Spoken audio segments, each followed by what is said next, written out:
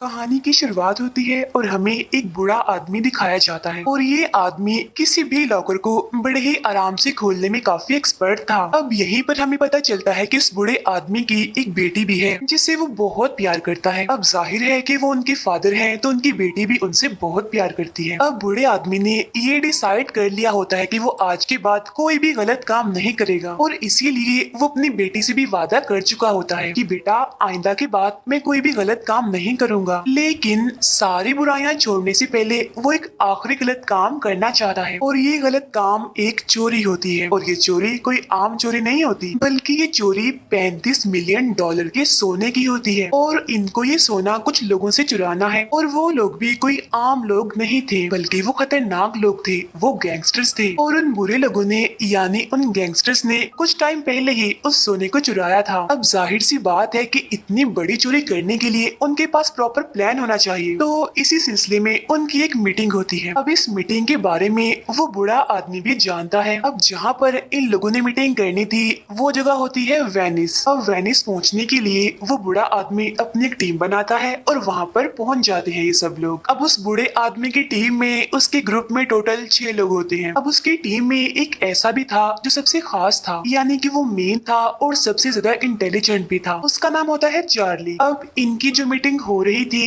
उसमें जो प्लान बन रहा था वो सारा का सारा चार्ली ने ही बनाया था। अब चार्ली उस बूढ़े आदमी की काफी इज्जत किया करता था, उसे बिल्कुल अपने फादर की तरह ही समझता था क्योंकि उसके फादर नहीं थे। इस ग्रुप में चार्ली के अलावा 4 और लोग भी थे। अब उनमें से एक ऐसा होता है जो कंप्यूटर के बारे में काफी अच्छे से जानता था। इन शॉर्ट अगर उसे कहा जाए तो वो एक हैकर था। उसके पास एक खास किस्म की खूबी थी और वो ये कि वो किसी भी बिल्डिंग किसी भी जगह को स्कैन कर सकता है बड़ी ही आसानी से, और स्कैन करने के बाद उस चीज के बारे में काफी अच्छे से जान भी लेता है और दूसरों को भी बता सकता है। अब उसी ग्रुप में एक होता है उनका ड्राइवर जो कि गाड़ी बोट किसी भी चीज को चलाने में काफी एक्सपर्ट है। और जो 5वां होता है वो असल में एक ब्लास्टर होता है, यानी कि वो किसी भी किस्म के बॉम्ब को बड़ी ही आसानी से ब्लास्ट कर सकता है, यानी कि वो बॉम्ब ब्लास्ट के बारे में एक्सप्लोजिव के बारे में बड़ी अच्छी तरह से जानता है। और उनकी टीम का जो 6ठा मेंबर होता है वो बड़ा सेल्फिश होता है और उसका नाम होता है स्टीव। और चार्ली के साथ साथ स्टीव भी ऐसा है जो इस प्लान में काफी इम्पोर्टेंट है क्योंकि वही ऐसा है जो अंदर जाकर इस पूरे प्लान को करने वाला है। अब जहाँ से इन्हें सोना चुराना था वो असल में एक बिल्डिंग होती है और वो बिल्डिंग एक ऐसी जगह पर थी जहाँ पर नीचे पानी ही पानी था। अब यहाँ पर मैं आपको एक बात बताती हूँ, मैंने आपको बताया था कि ये सब कुछ वेनिस में होने वाला है। तो वेनिस में इस तरह की गलियां पाई जाती हैं, यानी वहाँ पर पानी वाली गलियां होती हैं। अब बात की जाए उस सोने की कि वो कहाँ पर था, वो उस बिल्डिंग के फर्स्ट फ्लोर पर था और उस सोने की रखवाली करने के लिए वहाँ पर वही गैंगस्टर्स मौजूद थे। अब ये लोग बड़ी समझदारी से अपने प्लान को फॉलो करते हुए अपने मिशन को स्टार्ट करते हैं और इसके लिए उनकी टीम का जो स्टीव होता है वो नीचे वाले फ्लोर में आता है, यानी कि फर्स्ट फ्लोर के नीचे वाले फ्लोर में, क्योंकि हमें तो पता है कि सोना फर्स्ट फ्लोर में पड़ा हुआ है, इसीलिए वो उसके बिल्कुल नीचे वाले फ्लोर में आता है। और उस टाइम वो फ्लोर बिल्कुल खाली होता है क्योंकि वहाँ पर उस टाइम कोई भी नहीं होता। अब बाकी के जो 5 लोग होते हैं वो एक बोट के जरिए एक टनल में आते हैं। ये टनल भी एक ऐसी जगह होती है जहाँ पर पानी बह रहा था और ये टनल उस घर के बिल्कुल नीचे होती है। अब इस तरह से वो जो 5 लोग थे वो तो टनल के अंदर आ गए थे और उसके बिल्कुल ऊपर जो फ्लोर होता है वहाँ पर होता है स्टीव, यानी कि जो इस सारे प्लान को करने के लिए वहाँ पर गया है। और उसके ऊपर जो फ्लोर है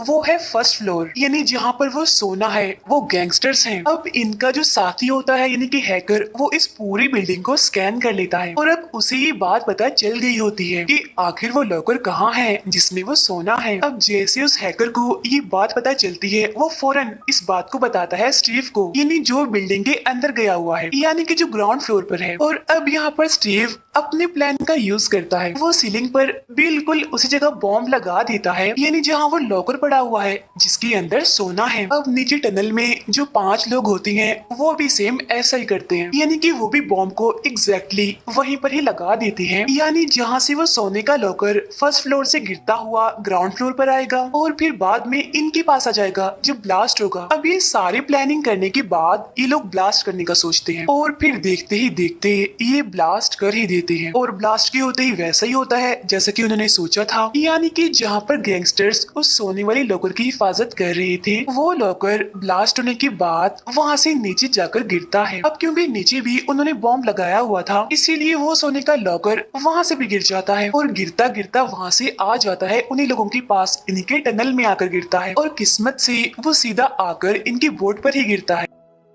अब यहाँ पर उन गैंगस्टर्स को कुछ भी समझ नहीं आ रही होती कि ये क्या हुआ, और उधर मौके का फायदा उठाकर ये लोग सोने से भरे हुए लॉकर को उठाकर वहाँ से भाग जाते हैं और उधर वो लोग मौके का फायदा उठाकर उस सोने से भरे हुए लॉकर को वहाँ से चुरा कर ले जाते हैं। और ये सब कुछ वो गैंगस्टर्स भी देख रहे थे कि ये हमारा सोना लेकर भाग रहे हैं। अब यहाँ पर हम देखते हैं कि बोट में सिर्फ 2 ही लोग हैं, सारे लोग नहीं हैं, और उन 2 लोगों में एक तो होता है उनका ड्राइवर और दूसरा उनका एक साथी होता है, और इन्हीं के पास ही वो सोने वाला लॉकर होता है जिसे ये लेकर बड़ी ही तेजी से वहाँ से भाग रहे थे। और वो गैंगस्टर्स भी लगातार इनका पीछा कर रहे होते हैं इन्हें पकड़ने के लिए, और ये लोग भी जानते थे कि गैंगस्टर्स इतनी आसानी से उनका पीछा नहीं छोड़ने वाले, इसलिए ये भी बड़ी बहादुरी का मुजाहिरा कर रहे होते हैं, बड़ी स्पीड में जा रहे होते हैं। अब यहाँ पर उन गैंगस्टर्स को ये बात पता नहीं होती कि जिसने ये प्लान बनाया है वो असल में मास्टरमाइंड है, यानी कि चार्ली। तो क्या वो ये चोरी इतनी आसानी से करता? बिल्कुल भी नहीं, क्योंकि चार्ली के पास ये चोरी करने के लिए बहुत अच्छा प्लान है और यहाँ पर चार्ली ने उसी प्लान का यूज किया था। असल में बात ये है कि जब वो लॉकर गिरा था तो वो इनकी बोट पर आकर नहीं गिरा था, बल्कि वो तो जाकर सीधा पानी के अंदर नीचे गिरा था। और रही बात बोट पर उस लॉकर की, उसके अंदर तो कुछ भी नहीं है, वो तो बिल्कुल खाली है, और उस लॉकर को उस बोट पर इसीलिए रखा गया था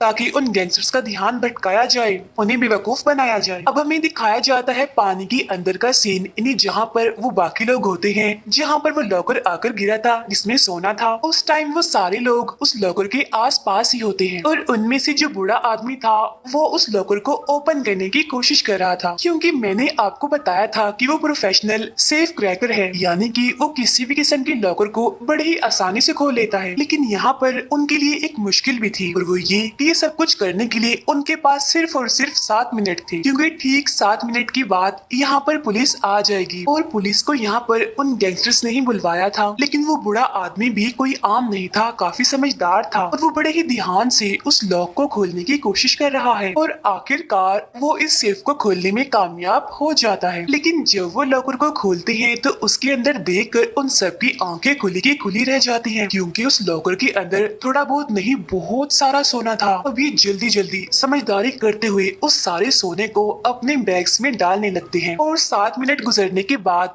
ऊपर पुलिस पहुंच जाती है। लेकिन इससे पहले कि पुलिस इन्वेस्टिगेशन करती इन्हें पकड़ पाती, ये सारे के सारे लोग सोना चुरा कर वहाँ से भाग जाते हैं। और अब इस तरह से इन्होंने इतने सारे सोने को, इन्हें $35 मिलियन के सोने को बड़े ही आसानी से चुरा लिया। उधर लगातार गैंगस्टर्स भी इनके 2 साथियों का पीछा कर रहे होते हैं, यानी जो बोट में थे और उस खाली लॉकर को लेकर भाग रहे थे। वहाँ वो भी गैंगस्टर्स उन लोगों को पकड़ने में कामयाब नहीं हो पाते, और वो लोग भी बड़े ही आसानी से उनसे भाग जाते हैं। अब यहाँ पर ये लोग बड़े ही जबरदस्त तरीके से इस चोरी को करने में कामयाब हो जाते हैं, और इसी वजह से अपनी जीत को देखकर ये लोग बड़े खुश होते हैं। ये इतने ज्यादा खुश होते हैं कि अपनी इस जीत को सेलिब्रेट करते हैं, वो काफी इंजॉय करते हैं, ड्रिंक्स करते हैं, और आपस में काफी बातें भी करते हैं अपने अपने फ्यूचर्स के बारे में, आगे उन्होंने क्या करना है, उनके क्या प्लान्स है, उनके क्या ड्रीम्स हैं, सब कुछ। यानी कि अब उन्होंने चोरी तो कर ली, तो आगे वो इन पैसों का क्या करेंगे। अब सभी बारी बारी अपने अपने प्लान्स के बारे में बताते हैं,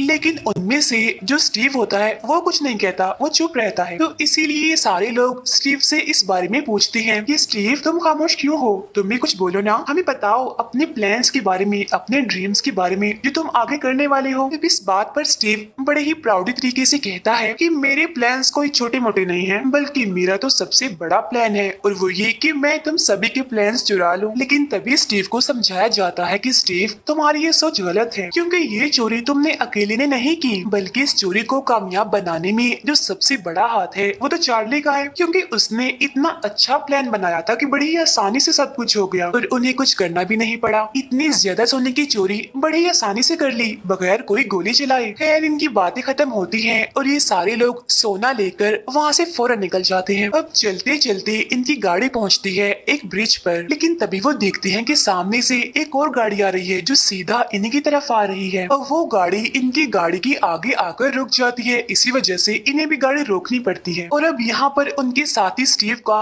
असली चेहरा सामने आता है। यहाँ पर पता चलता है कि वो अपने साथियों को यानी कि इन सबको धोखा दे रहा था। वो फौरन अपनी पॉकेट से गन निकालता है और उस गन को ड्राइवर के सर पर रख देता है और उनके सामने जो गाड़ी आकर रुकती है उसमें से भी कुछ लोग निकलकर बाहर आते हैं जो कि इनकी तरफ ही बढ़ रहे थे। और स्टीव ने ड्राइवर पर गन पॉइंट इसीलिए की होती है ताकि वो गाड़ी लेकर यहाँ से भाग ना पाए। असल में जो बाहर गाड़ी आकर रुकी थी उसमें जो लोग थे वो सारे के सारे कोई और नहीं बल्कि स्टीव के आदमी थे, उसके साथी थे। और अब देखते ही देखते स्टीव के लोग उनकी मेहनत पर पानी फेर देते हैं, यानी कि इतनी मेहनत लगाकर जो उन्होंने सोना चुराया था वो सारे सोने को निकाल लेते हैं।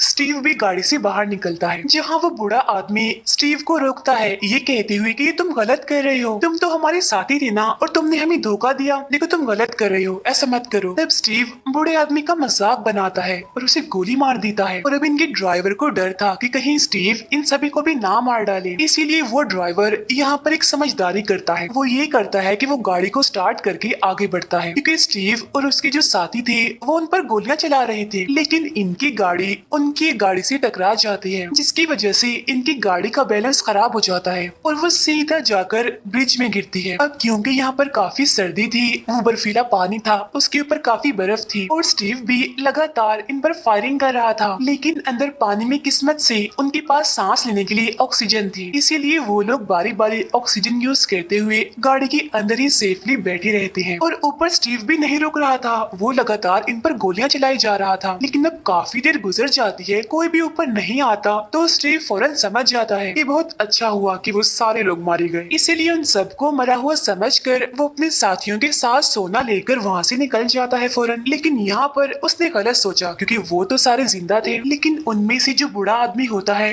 वो बेचारा मर जाता है। अब क्योंकि जो चार्ली था वो उस बूढ़े आदमी को बिल्कुल अपने फादर की तरह ही समझता था, तो इसी वजह से वो उनके मरने पर बहुत दुखी हो जाता है, काफी रोने लगता है। इसके बाद हम देखते हैं कि टाइम गुजरता जाता है और पूरा 1 साल हो जाता है इस बात को, लेकिन चार्ली और उसके साथियों को आज भी वो सारी बातें याद हैं, अपने उस साथी के बारे में याद है जिसने उन्हें धोखा दिया था, इनके स्टीव। और अब ये लोग इतनी आसानी से उसकी जान छोड़ने वाले नहीं थे और इसीलिए अब ये लोग फैसला कर लेते हैं कि अब चाहे कुछ भी हो वो लोग स्टीव से अपना बदला जरूर लेंगे। अब चार्ली को किसी तरह ये बात पता चल जाती है कि अब स्टीव कहाँ रहता है, साथ ही साथ उसे एक और बात भी पता चलती है और वो ये कि स्टीव ने एक बहुत ही बड़ा लॉकर बनवाया है। अब जाहिर सी बात है कि उसने वो लॉकर ऐसे ही तो नहीं बनवाया होगा, बल्कि उस सोने को रखने के लिए बनवाया होगा जो उसने इनके साथ धोखा करके हासिल किया है। लेकिन यहाँ पर एक मुश्किल है और वो ये कि उस सेफ को हर कोई नहीं खोल सकता, उसे खोलना कोई आसान नहीं है, काफी मुश्किल है। लेकिन एक पर्सन ऐसा होता है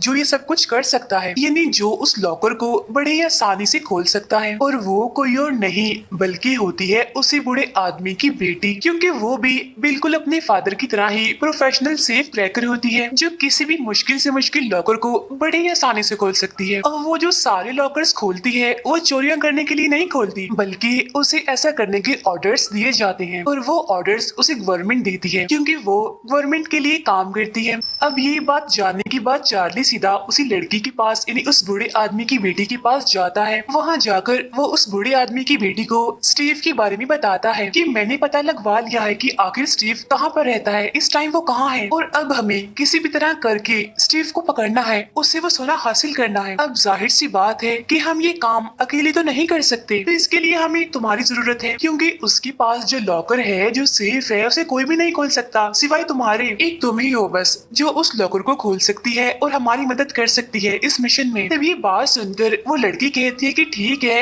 लेकिन अफसोस कि मैं इसमें तुम्हारी कोई हेल्प नहीं कर सकती क्योंकि तुम सब लोग काफी सेल्फिश हो, बस अपने बारे में ही सोचते हो। साथ साथ वो उसे ये भी कहती है कि 1 साल पहले तुम सबने मिलकर मेरे फादर के साथ एक प्लान बनाया था और तब मेरे फादर ने भी तुम्हारी हेल्प की थी, और फिर देखो मेरे फादर के साथ क्या हुआ, तुम्हारी एक साथी ने मेरे फादर को जान से मार दिया, तो अब भला मैं तुम्हारी मदद क्यों करूं? तब ये सुनकर चार्ली उसे कहता है कि देखो समझने की कोशिश करो, तो मुझे गलत समझ रही हो, मैं लालची नहीं हूँ, ये सब कुछ सोने के लिए नहीं कर रहा, और तुम्हारे फादर के मरने का अफसोस मुझे भी है क्योंकि मैं तुम्हारी अपने फादर की बहुत इज्जत किया करता था, बिल्कुल उन्हें अपने फादर की तरह ही समझता था। लेकिन देखो स्टीव ने क्या किया, उन्हें सोने के लिए मार दिया। और इसीलिए अब मैं ये फैसला कर चुका हूँ कि मैं स्टीव को बिल्कुल भी नहीं छोड़ूंगा। उसने मुझसे बिल्कुल मेरे फादर जैसा एक इंसान छीन लिया और अब मैं भी उससे वो सब कुछ छीन लूंगा जिसके लिए उसने ये सब कुछ किया, हमें धोखा दिया। अब ये सारी बातें करने के बाद चार्ली वहाँ से चला जाता है। अब चार्ली के जाने के बाद उस बूढ़े आदमी की बेटी इस बारे में सोचती है और वो फौरन चार्ली को कॉल करती है और उसे कहती है कि तुम्हारे जाने के बाद मैंने इस सब के बारे में सोचा है, वाकई तुम्हारा कोई कसूर नहीं है और मेरा फर्ज बनता है कि इसमें मैं तुम्हारी हेल्प करूं। इसीलिए मैंने ये डिसाइड किया है कि अब मैं तुम्हारी पूरी पूरी हेल्प करूंगी, क्योंकि उसने मेरे फादर को भी तो मारा था ना, तो इसी वजह से अब मैं उसे नहीं छोड़ूंगी। और अब ये 6 के 6 लोग फिर से एक बार दोबारा से इकट्ठा होते हैं, लेकिन इस बार इनके साथ वो बूढ़ा आदमी नहीं होता जो पहले इनके साथ प्लान में शामिल था, बल्कि उसकी बजाय उसकी बेटी होती है। अब ये सारे के सारे लोग उस शहर में पहुंच जाते हैं जहाँ पर स्टीव था। वहाँ पहुँचने के बाद ये लोग सीधा स्टीव के घर पर जाते हैं। अब चार्ली की टीम का जो हैकर था, यानी जो उसके ग्रुप का मेंबर था, जो किसी भी सिक्योरिटी को तोड़ सकता था, किसी भी सिस्टम को हैक कर सकता है, वो स्टीव के घर को चेक करने के बाद चार्ली को बताता है कि यहाँ पर एक काफी मुश्किल सिक्योरिटी सिस्टम लगा हुआ है और पिछले कई सालों से इस सिक्योरिटी सिस्टम को बड़े से बड़ा हैकर भी तोड़ नहीं पाया। और जिस कंपनी ने इस सिक्योरिटी सिस्टम को बनाया है वो हर साल एक कॉन्टेस्ट रखती है और उस कॉन्टेस्ट में एक काफी बड़ा चैलेंज रखा जाता है और वो ये कि जो भी इस मुश्किल सिक्योरिटी सिस्टम को तोड़ेगा उसे $50,000 दिए जाएंगे। लेकिन आज तक कोई भी हैकर उनके सिक्योरिटी सिस्टम को तोड़ नहीं पाया। अब इसी दौरान वो लोग यहाँ पर स्टीव को भी देखते हैं जो अब काफी रिच है। उसका एक बहुत बड़ा घर है जहाँ पर वो बिल्कुल अकेला रहता है, क्योंकि ना तो उसकी कोई फैमिली है ना उसका कोई फ्रेंड है। इसीलिए वो अपना बहुत सारा टाइम टीवी देखकर ही गुजारता है। और अब उन सभी को कुछ भी करके स्टीव के इस घर में घुसना है ताकि वो इस पूरे घर को स्कैन कर सके, उसका एक मैप बना सके, ताकि उन्हें कुछ भी ढूंढने में मुश्किल ना हो, उन्हें ये पता चल जाए कि कौन सी चीज कहाँ पर पड़ी हुई है। लेकिन इस काम को उस बूढ़े आदमी की बेटी के अलावा कोई भी नहीं कर सकता था, क्योंकि जाहिर सी बात है कि स्टीव अपने सारे साथियों को जानता है, लेकिन वो उस बूढ़े आदमी की बेटी को नहीं जानता और ना ही उसे इस बात का पता है कि ये लड़की उस बूढ़े आदमी की बेटी है। और स्टीव को तो यही लग रहा है कि उसके सारे साथी मर चुके हैं, लेकिन अगर कोई भी इनमें से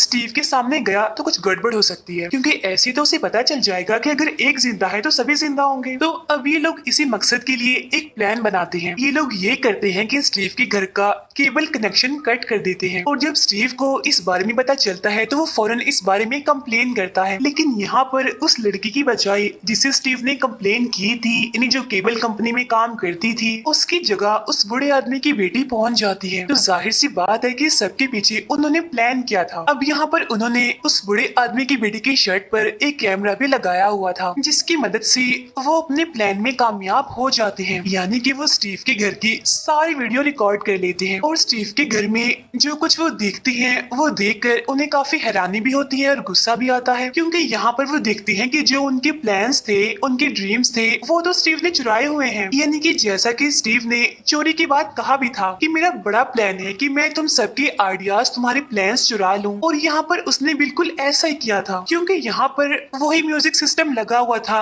जो इनमें से किसी एक का ड्रीम था, और यहाँ पर वही वाली गाड़ी थी जो इनमें से किसी एक का ड्रीम था। अब ये सब देखने के बाद उन्हें दुख तो होता ही है, लेकिन बहुत गुस्सा आता है। यहाँ पर वो ये सोचते हैं कि स्टीव कितना घटिया इंसान है, उसने ना सिर्फ हमारा सोना चुराया, हमारे साथ धोखा किया, बल्कि हमारे साथ इतना बुरा किया, हमारे आइडियाज, हमारे प्लान्स सब कुछ चुरा लिया। अब उस बूढ़े आदमी की बेटी प्लान के मुताबिक घर के अंदर जाती है और वो स्टीव के घर के केबल कनेक्शन को ठीक कर देती है। अब यहाँ पर स्टीव और बूढ़े आदमी की बेटी वो दोनों बातें करने लगते हैं। बातों ही बातों में स्टीव उससे बड़ी अजीब तरह की बातें करने लगता है जो कि उस लड़की को बिल्कुल भी पसंद नहीं आती। यहाँ पर स्टीव उस बूढ़े आदमी की बेटी को उसके साथ डिनर पर जाने के लिए भी पूछता है कि क्या तुम कल फ्री हो, मेरे साथ चलना पसंद करोगी। अब यहाँ पर उस लड़की को स्टीव पर काफी गुस्सा होता है, वो उसके साथ जाना नहीं चाहती, क्योंकि ये स्टीव ही तो है जिसने उसके फादर को मारा था शूट करके। लेकिन अब क्योंकि उन्हें किसी भी तरह करके स्टीव को उसके घर से बाहर निकालना है, इसीलिए वो लड़की ना चाहते हुए भी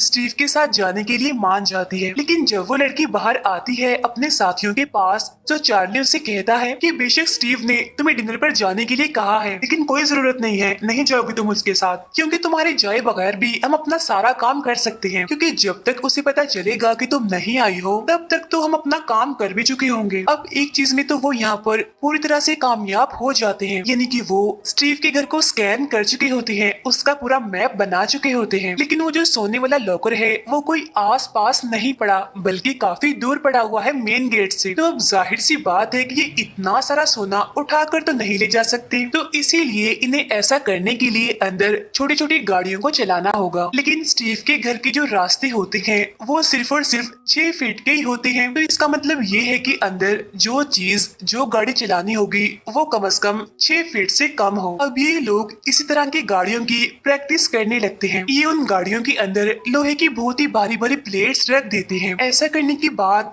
ये उन गाड़ियों को चलाना शुरू करते हैं, बिल्कुल स्टीव के घर के मुताबिक, यानी कि स्टीव के घर में कौन सी डायरेक्शन कहाँ पर जाती है, कहाँ पर जाना है। अब इस पूरी चीज को टेस्ट कर लेने के बाद इन्हें ये बात पता चलती है कि उन्हें ऐसा करने के लिए टोटल ऐसी 3 गाड़ियां चाहिए, और सिर्फ यही नहीं बल्कि वो गाड़ियां बहुत ही ज्यादा अच्छी हों, यानी कि काफी पावरफुल हों, यानी कि उनको मॉडिफाइड करना होगा, एडवांस्ड करना होगा। और अब इसी मकसद को पूरा करने के लिए इनका जो ड्राइवर होता है वो इनके पास एक आदमी को लेकर आता है। वो ड्राइवर उन सभी को बताता है कि हम जैसा चाहते हैं ये हमारी गाड़ियों को बिल्कुल वैसे बना देगा, क्योंकि ये इस काम में काफी प्रोफेशनल, काफी एक्सपर्ट है।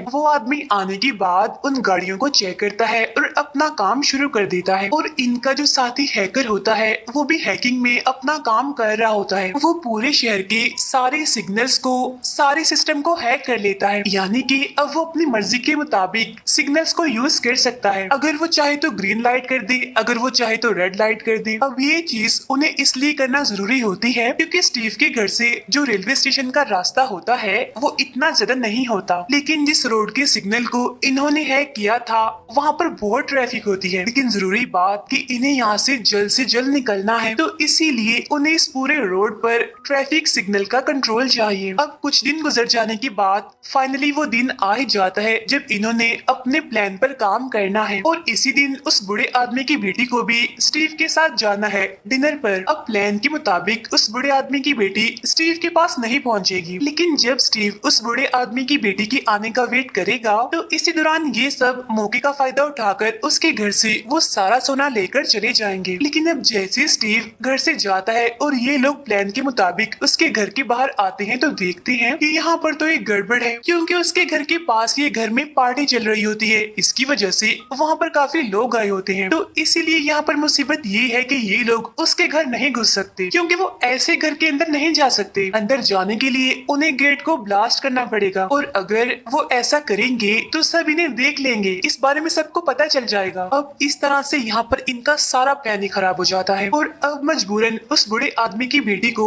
स्टीव से मिलने जाना ही होगा, क्योंकि अगर उस बूढ़े आदमी की बेटी इस बार स्टीव से मिलने नहीं गई तो अगली बार वो उसे कभी भी अपने पास मिलने के लिए नहीं बुलवाएगा, जिसकी वजह से इन्हें मौका भी नहीं मिलेगा स्टीव के घर से वो सारा सोना लेने का। तो इसीलिए प्लान के मुताबिक उस बूढ़े आदमी की बेटी स्टीव के पास पहुंच जाती है। वहाँ पर पहुंचने के बाद उस बूढ़े आदमी की बेटी स्टीव से काफी बातें करती है। फिर कुछ टाइम के बाद वो उसे कहती है कि अब काफी देर हो चुकी है, इसीलिए मुझे घर जाना होगा। तब उसकी ये बात सुनकर स्टीव उसे कहता है कि तुम जाना चाह रही हो इतनी जल्दी? देखो हमने कितना अच्छा टाइम एक साथ गुजारा है, तो क्या तुम्हें अभी भी मुझ पर शक है? मेरी अच्छाई पर तुम्हें यकीन नहीं है? जब ये बात सुनकर वो लड़की कहती है कि नहीं, ऐसी कोई बात नहीं है, मुझे तुम्हारी अच्छाई पर तो यकीन है, लेकिन इंसान के अंदर का जो जानवर है, जो शैतान है, मुझे उस पर यकीन नहीं है। अब उस लड़की के मुंह से ये बात सुनने के बाद स्टीव को ये बात पता चल जाती है कि आखिर ये लड़की कौन है। यानी ये लड़की तो उसी बूढ़े आदमी की बेटी है जो कभी स्टीव का साथी हुआ करता था, क्योंकि वो बूढ़ा आदमी भी अक्सर यही बात किया करता था। तो इसीलिए स्टीव उस बूढ़े आदमी की बेटी को वहाँ से जाने नहीं देता और उसका हाथ पकड़ लेता है और उससे कहते हैं कि अब तुम नहीं जा सकती, तो चलो बताओ और तुम्हारे साथ कौन कौन है। तब इसके फौरन बाद ही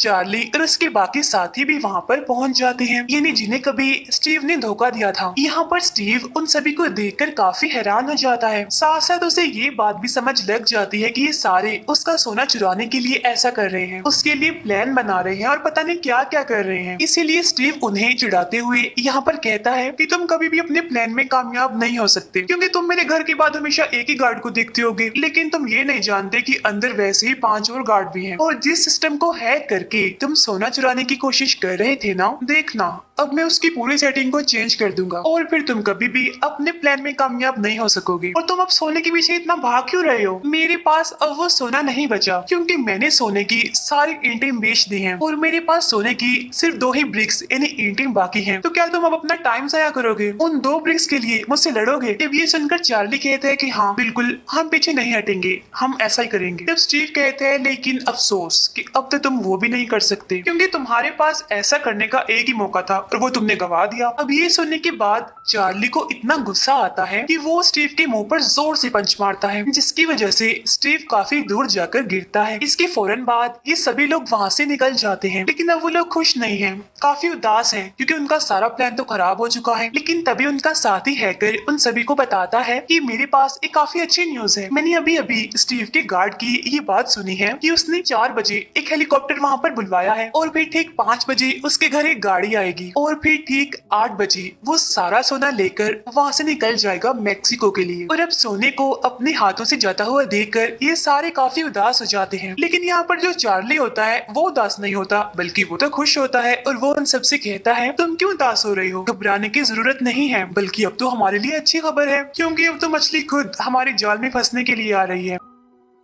उधर हम देखते हैं स्टीव को, जो कि एक आदमी को मार देता है, उस आदमी को जो कि स्टीव से सोना खरीदता था, क्योंकि उस आदमी को पता चल जाता है कि स्टीव के पास जो सोना है, इन जो ब्रिक्स हैं, वो कहां से आई हैं, क्योंकि उस पर एक डांसर की पिक्चर होती है। तो इसीलिए स्टीव ये नहीं चाहता था कि किसी को भी उसके सोने की ब्रिक्स के बारे में पता चले, और इसी वजह से वो उस आदमी को मार डालता है। लेकिन जिस आदमी को स्टीव ने मारा होता है, उसका जो भाई होता है वो बहुत खतरनाक आदमी होता है, और इसीलिए अब वो ये फैसला करता है कि वो किसी भी तरह करके उस आदमी को ढूंढकर मार देगा जिसने उसके भाई की जान ली है। इस मकसद के लिए वो आदमी सीधा उसी आदमी के पास जाता है जिस आदमी ने कभी इसके भाई से सोने की ईंटों के बारे में पूछा था, और इस आदमी के मरने वाले भाई ने उसे ये बात बताई थी कि ये ईंटें वेनिस से आई हैं। अब हमें यहाँ पर वो आदमी दिखाया जाता है जिसने उससे उन सोने की ईंटों के बारे में पूछा था। वो काफी मोटा आदमी होता है और ये आदमी असल में चार्ली का दोस्त होता है, और चार्ली ने ही उसे उन सोने की ईंटों के बारे में पता लगवाने के लिए कहा था। और अब ये मोटा आदमी उस आदमी के भाई को सारी बात बता देता है कि असल में मैंने ऐसा कुछ नहीं किया, मुझे ऐसा करने के लिए चार्ली ने कहा था। तो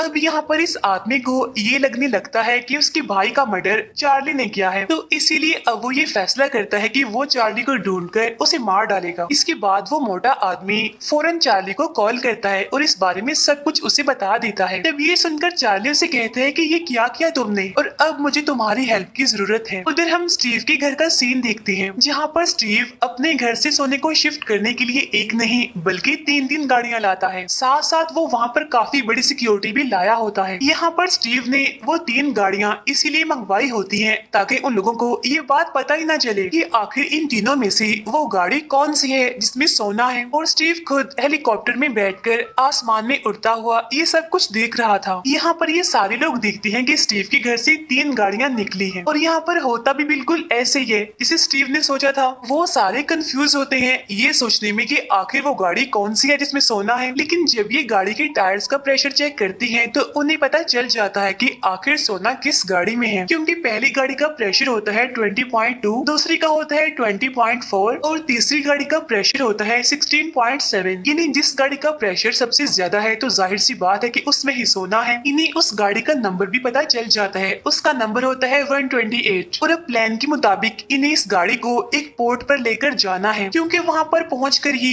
ये अपनी पूरी प्लानिंग का प्रैक्टिकल करेंगे। और अब क्योंकि पूरे शहर की ट्रैफिक लाइट्स का कंट्रोल इन्हीं के हाथ में है, तो इसीलिए हर तरफ ट्रैफिक जाम कर देते हैं और सिर्फ ये एक ही रास्ता खोलते हैं, यानी जहाँ से इन्हें 128 नंबर वाली गाड़ी को गुजारना है। उधर चार्ली और उसके साथी तीनों गाड़ियों को लेकर मेट्रो टनल के अंदर घुस जाते हैं। यहाँ पर आने के बाद वो मेट्रो के भी सारे सिग्नल्स को जाम कर देते हैं ताकि रास्ता बंद हो जाए, कोई भी मेट्रो ना तो यहाँ से आ सके और ना ही जा सके। अब जब वो गाड़ी जिसके अंदर सोना है वो अपनी मंजिल पर पहुँचती है, यानी कि जहाँ पर इन्होंने उसे पहुँचाना है, तो वहाँ पहुँचते ही उसके अंदर स्पार्किंग होने लगती है, यानी कि चिंगारियां उड़ने लगती हैं, जिसकी वजह से वो पूरी सड़क टूट जाती है और जमीन के अंदर धंस जाती है और वो गाड़ी जिसके अंदर सोना है वो भी मेट्रो टनल में आ जाती है। और यहीं पर चार्ली और उसके साथी उस गाड़ी का इंतजार कर रहे होते हैं और ऊपर से स्टीव ये देखकर काफी हैरान हो जाता है कि आखिर उसकी गाड़ी कहाँ गई। और अब उस बूढ़े आदमी की बेटी उस गाड़ी के अंदर मौजूद उस लॉकर को चेक करती है जिसमें सोना है। यहाँ पर उस बूढ़े आदमी की बेटी उनसे कहती है कि स्टीव ने यहाँ पर एक चालाकी की है, उसने इस लॉकर को बदल दिया है। असल में इस बूढ़े आदमी की बेटी ने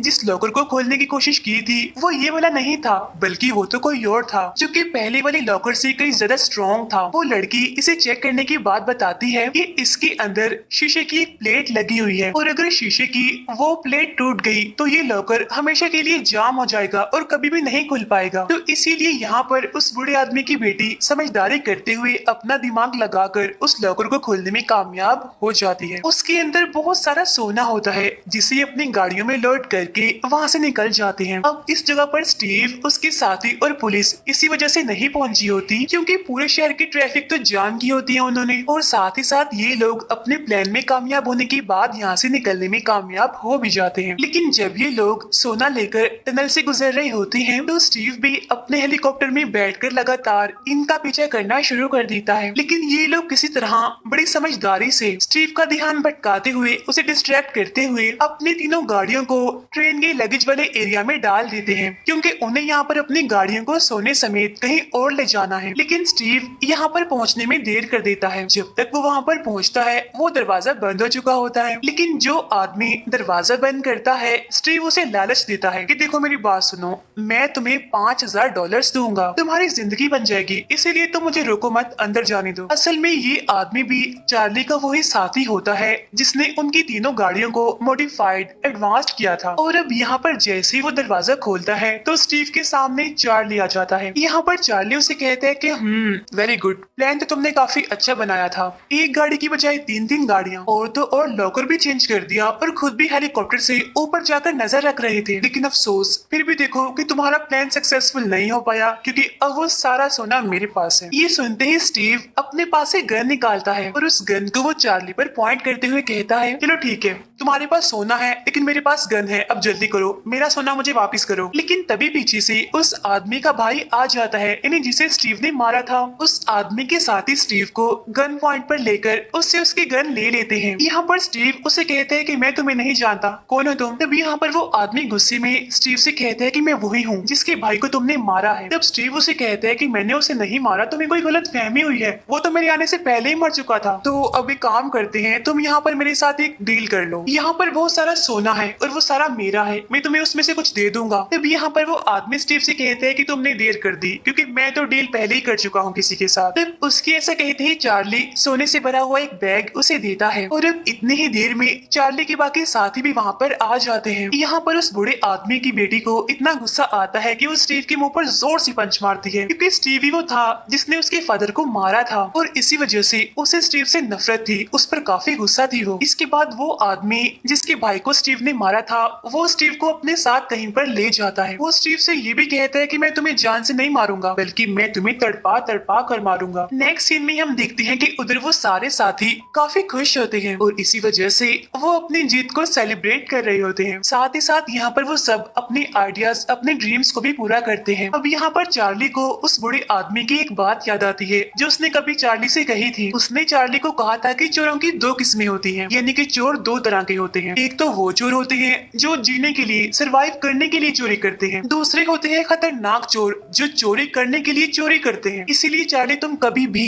दूसरे वाले खतरनाक चोर कभी भी मत बनना, और अगर जिंदगी तुम्हें कोई मौका दे तो तुम अपनी एक प्यारी सी फैमिली बनाना एक अच्छी सी लड़की के साथ। अब क्योंकि उस बूढ़े आदमी को चार्ली बिल्कुल अपने फादर की तरह ही समझता था, इसीलिए यहाँ पर उसने उनकी बात मान ली। वो उन्हीं की बेटी के साथ अपनी लाइफ को सेटल करना चाहता है क्योंकि वो दोनों एक दूसरे को पसंद करते हैं और बहुत जल्द वो शादी कर लेंगे। और इसी सीन को दिखाते हुए इस मूवी की यहीं पर हैप्पी सी एंडिंग हो जाती है। Thank you for watching.